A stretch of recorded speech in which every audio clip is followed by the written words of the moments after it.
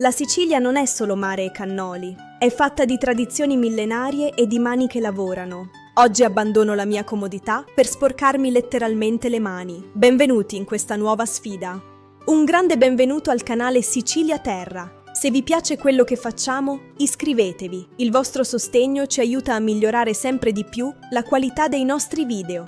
Oggi siamo a Caltagirone per creare una testa di moro, o almeno cercherò di non distruggere tutto. Andiamo. Entriamo nella bottega del maestro Giuseppe. Qui si respira un'aria d'altri tempi.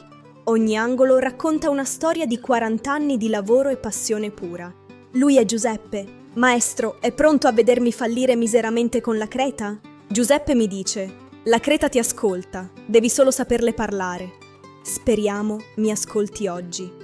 Va bene, grembiule messo, è il momento di fare sul serio. Maestro, guidami tu. Inizia la sfida, la ruota gira e io sento già la pressione. E non solo quella del tornio. Centrare il pezzo sembra impossibile. La creta sembra avere una volontà propria.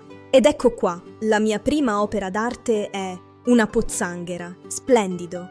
Su Instagram sembrava così facile. Inizio a pensare di aver sopravvalutato le mie doti. Giuseppe interviene. È come in quel film, Ghost, ma molto meno romantico e molto più fangoso. Ehi, sta succedendo! Sta prendendo forma! È incredibile come la pressione giusta cambi tutto. Questo lavoro richiede una forza fisica e una concentrazione che non immaginavo.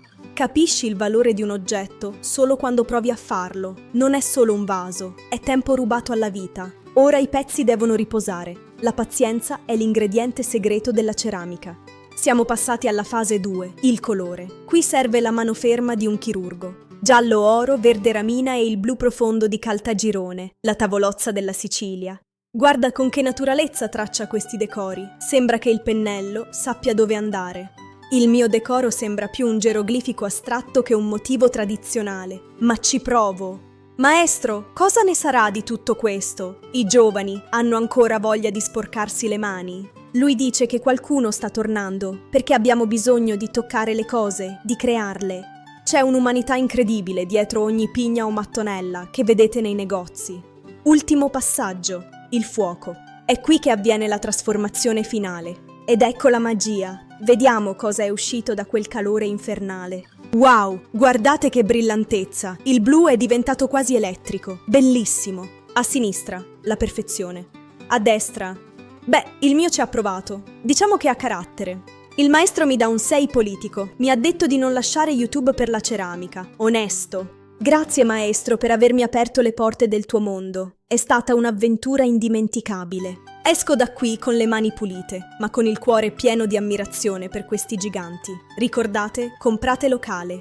Se vi è piaciuto questo format, lasciate un bel like e non dimenticate di fare un giro sul canale per vedere gli altri video. Iscrivetevi e attivate la campanellina delle notifiche per non perdere il prossimo episodio. Ogni vostro supporto conta tantissimo. Dove volete che vada per la prossima sfida? Trapani o Madonie? Scrivetelo nei commenti. Ciao a tutti!